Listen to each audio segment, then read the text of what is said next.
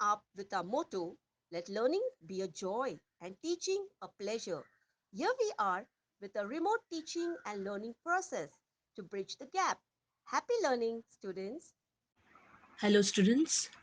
I am Miss Lourdes Joseph, a teacher from Thakur Vidya Mandir High School and Junior College. First of all, I would like to welcome you all in the ninth standard for the academic year 2020 to 21.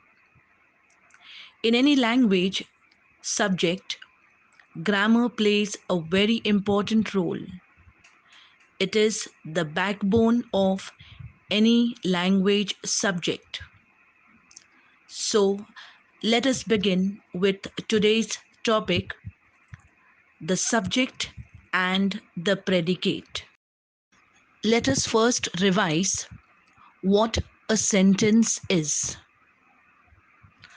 A sentence is a group of words that makes complete sense by itself and does not depend upon another word or group of words to do so.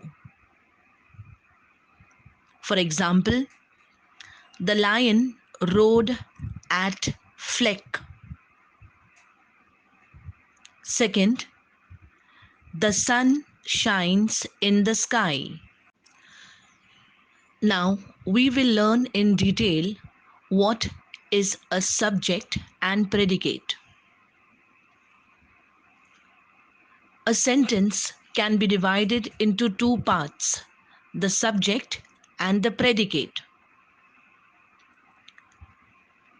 Subject: the part of a sentence that speaks about somebody or something is called the subject. It answers the question who or what. The subject is mostly used before a verb. The subject names the person, place, animal, or thing we are talking about in a sentence. For example, the teacher taught us a lesson. Students, you can see here the teacher is underlined. So the subject is the teacher. We now come to the predicate. The part of the sentence which tells us something about the subject is called the predicate. The predicate contains the verb and usually begins with it. For example, Ben ate the apple. What is underlined here? Ate the apple. It is telling us what the subject has done. And therefore, ate the apple here is the predicate.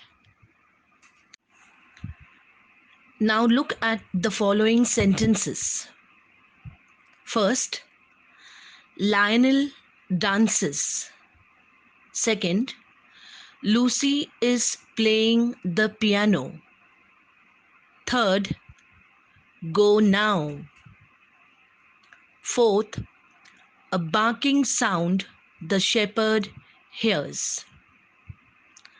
Now, students, you can see in sentence 1, the subject is Lionel.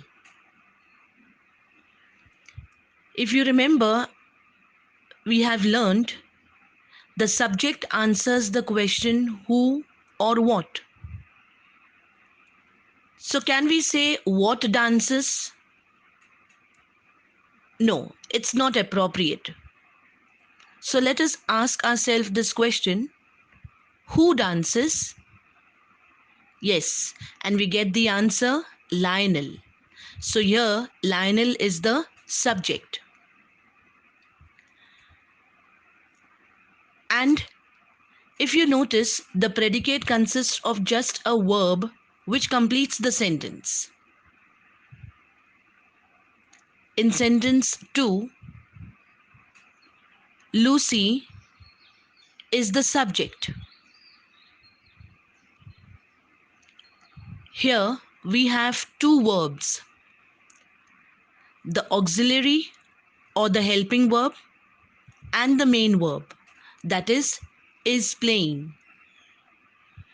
So here, is playing the piano is the predicate as it tells us about the subject.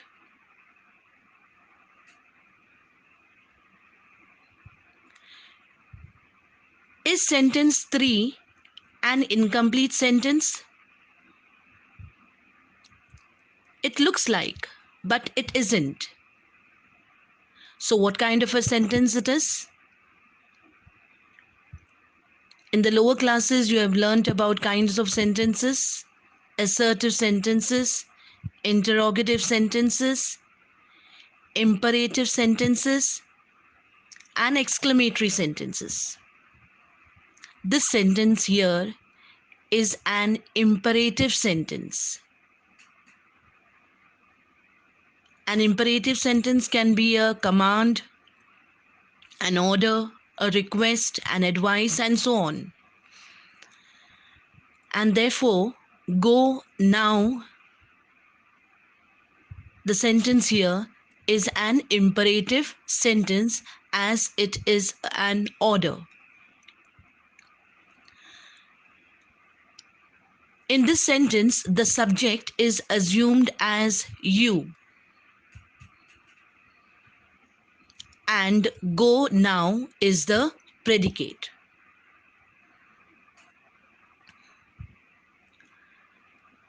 In the fourth sentence, which looks different from the above sentences, the subject usually comes before the predicate in a sentence.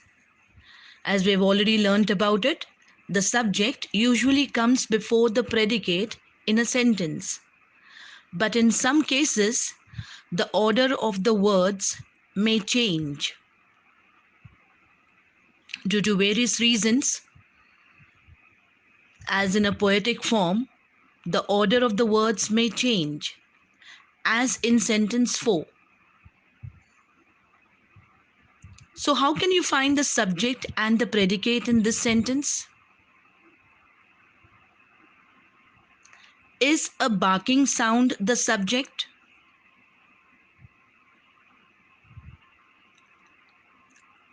No. Here the subject is the shepherd. If you ask yourself the question, who hears? You get the answer, the shepherd.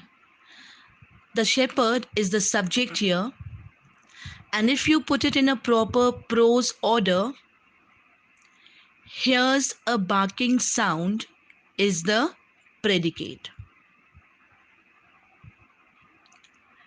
The verb over here is hears, and therefore the predicate, as it begins with a verb, hears a barking sound is the predicate. Now students, let us learn how to separate the subject and the predicate in a very easy way. First sentence, Sheila fixed the car. First, let us find out where's the verb. Here, the verb is fixed. As it shows some action, the verb here is fixed. The question we can ask over here is, who fixed the car? And the answer you get is Sheila. So, the subject is Sheila and the predicate is fixed the car. Here, the predicate begins with the verb. As in all the sentences, the predicate begins with the verb. The second sentence, he ate the pizza. What is the verb over here? Ate. Who ate the pizza? So the subject here is he, and the predicate ate the pizza. The third sentence, the little girl drank a glass of cold water. Now, if you look in sentence number 1 and 2, the subject consists of just one word each. But in this sentence, we have three words. The main subject is girl. But what is said about the girl? She is described as little, and therefore the subject is the little girl. And the predicate begins with the verb drank, and therefore drank a glass of cold water is the predicate. Sentence 4. Carrie's mother's cat was asleep on the rug. Now, what is the verb over here? Was asleep. Who was asleep? Now, there are two subjects. The cat, Carrie's mother.